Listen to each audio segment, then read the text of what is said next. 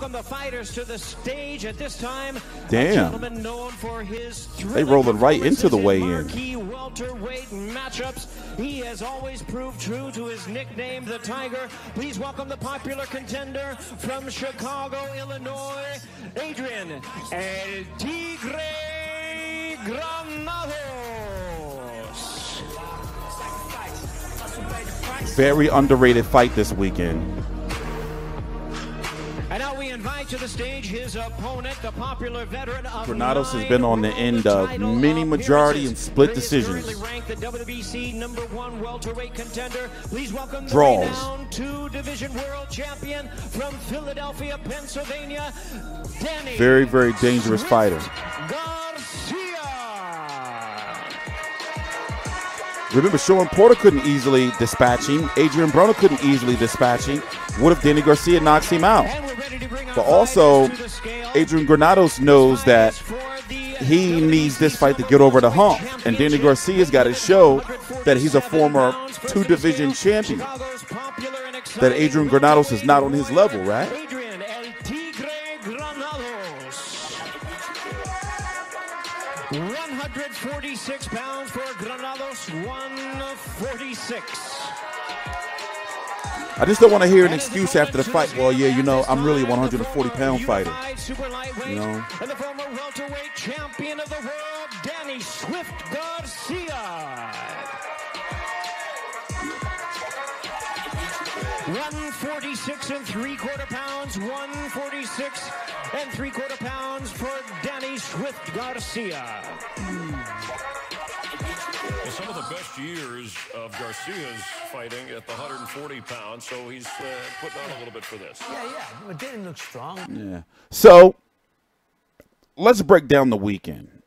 Okay, so this right here, the main event of PBC on Fox, should be over by the time Edis Tatley, Teofimo Lopez get in the ring, or depending on how long Shakur Stevenson versus Christopher Diaz on the Top Ring pay-per-view are lasting. That running order is going to start with That running order is going to start with Felix Verdejo versus Brian Vasquez on the pay-per-view card of Crawford versus Khan. Then it's going to be Shakur Stevenson versus Christopher Diaz, Teofimo Lopez versus Edis Tatley, and Crawford versus Khan. So since this is free TV, expect for this main event, unless it runs late, and usually PBC free TV main events usually do run late, expect for this to be over just in time for you to at least see Teofimo Lopez fight, unless Teofimo Lopez knocks out Edis Tatley like at the beginning, or, you know, something like that.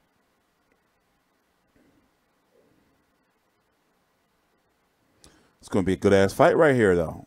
I'm highly interested. Highly interested.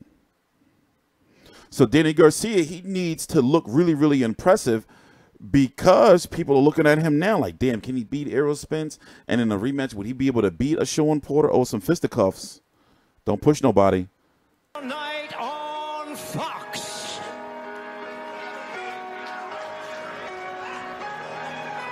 Oh, shit. So tomorrow we're going to see, and Adrian Granados has a lot to prove. You know? Let's listen to the post-weigh-in interviews from, how do you pronounce her name? Hadi Edall? Forgot that woman's name. But we're going to talk about the 147-pound division, because we got to talk about, well, wouldn't it make sense for the winner of this fight? Hold on. What did he say to you? Nah, don't worry. We both rep from where we from. We both dogs, and it's time for a dog fight. You've been the underdog. You've been in this position your entire career. What is your mentality coming into this fight? Gotta go out and dominate, and that's what I plan to do. All right, looking forward to it. Let's head over to the former two-division champion, Danny Garcia. I saw you turn back and say something to him. What did you say? I said, welcome to the big leagues, little bitch. Oh. You've said coming into this that you don't have anything to prove to anyone besides yourself. What do you want to prove to yourself in this fight? You know, I just got to go out there and be the best Danny Garcia I can be. You know, and show the world that I'm still one of the best. I feel great. I had a tremendous training camp, and it's time to go. It most certainly is. We're looking forward to it. Thank you so much for taking the time. Guys, Chris, we'll send it back to you in the studio. Okay, so here's a question, right? Hold on. Here's a question. Looking at Danny Garcia's resume, who has a better resume, win or loss, at 147 pounds? Now, let's say there are fans, you know, I feel he lost the Mauricio Herrera fight. And I felt that he lost a narrow decision to Shawn Porter and to Keith Thurman. So let's say, regardless of those decisions, still, nonetheless, that's still a crazy resume with wins over Zab, Judah, Eric Morales. Eric Morales' name was still credible at that time. Amir Khan, Lucas Matisse, when they said he was going to get decapitated. Lamont Peterson, I felt he won that fight. Lamont Peterson did too much dancing. You know, Paulie Malignaggi was still somewhat on his last leg at that time. And Robert Guerrero, excuse me, goddamn, was on his way out. You know, and Brandon Rios, he just ended him.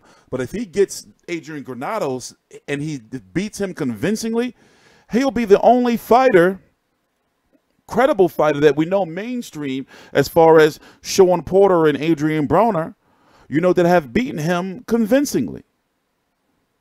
Right?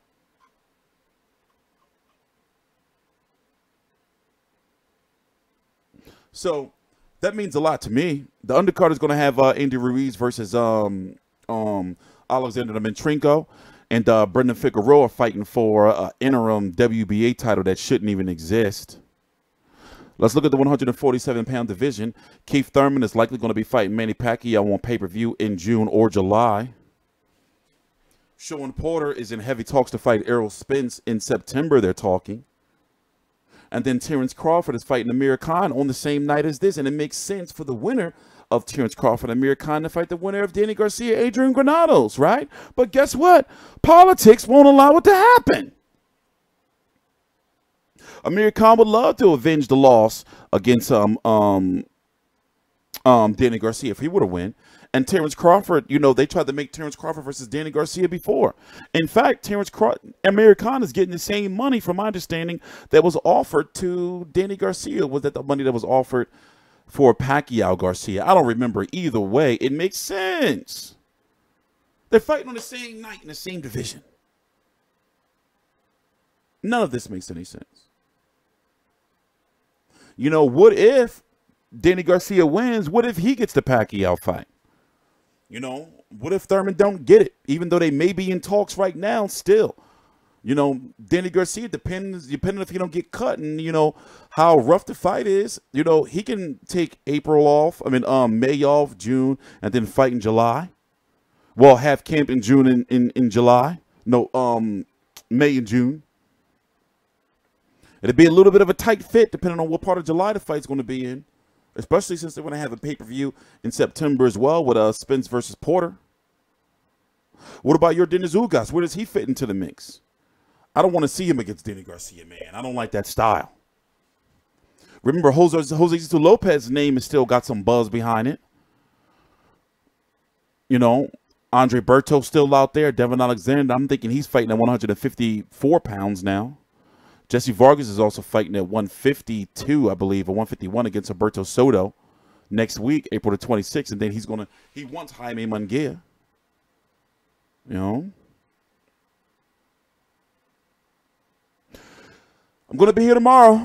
I'm TstreeT Controversy. This is TstreeT Controversy Live on FightView360.com.